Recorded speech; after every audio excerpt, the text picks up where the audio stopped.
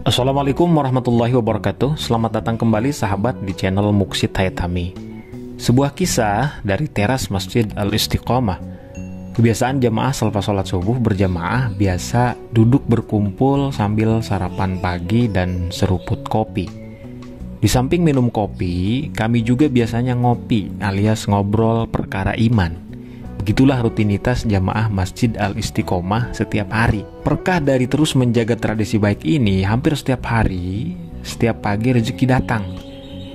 Bahkan ada dermawan yang setiap pagi secara rutin membagikan nasi uduk kepada kami. Alhamdulillah. Di tengah obrolan, tiba-tiba salah satu jemaah yang sudah pernah naik haji bercerita tentang pengalamannya selama menunaikan ibadah haji di Tanah Suci. Ada banyak kejadian yang beliau alami dan beliau ceritakan saat menunaikan haji pada tahun tersebut. Namun kali ini saya akan ceritakan salah satunya saja. Semoga sahabat sekalian bisa mendapat ibrah atau pelajaran dari cerita ini. Amin. Cerita ini bermula dari pertemuan Pak Haji tersebut dengan kawannya yang sudah lama bekerja di Arab Saudi.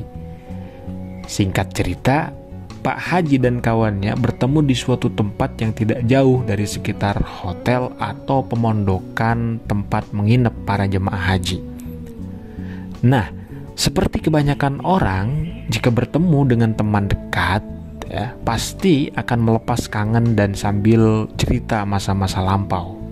Tak terasa pertemuan itu telah usai. Pak Haji dan kawannya ini segera kembali ke hotel.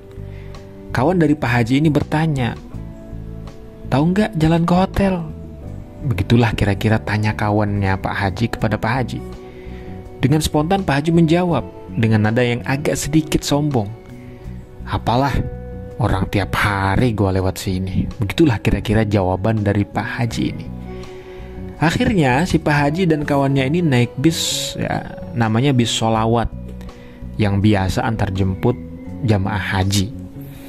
Oh iya, bis sholawat itu adalah bis yang diperuntukkan untuk antar jemput jamaah haji baik dari pemondokan ke Masjidil Haram atau sebaliknya, atau dari pemondokan ke Arafah, Mina, Muzdalifah dan sebaliknya. Maka naiklah bis keduanya. Setelah lama kok nggak sampai-sampai ke hotel. Pak Haji tersebut bingung dan bertanya ke supir yang kebetulan bisa bahasa Indonesia. Nah, dan jam saat itu menunjukkan tengah malam, jadi agak sepi jalanan itu. Dan setelah supir menjawab, ternyata posisinya ada di sekitar Mina.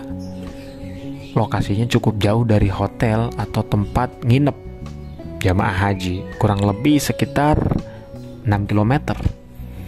Ternyata Pak Haji ini salah naik bis. Seharusnya naik bis nomor 6, ini malah naik bis nomor 9, jadi kebalik.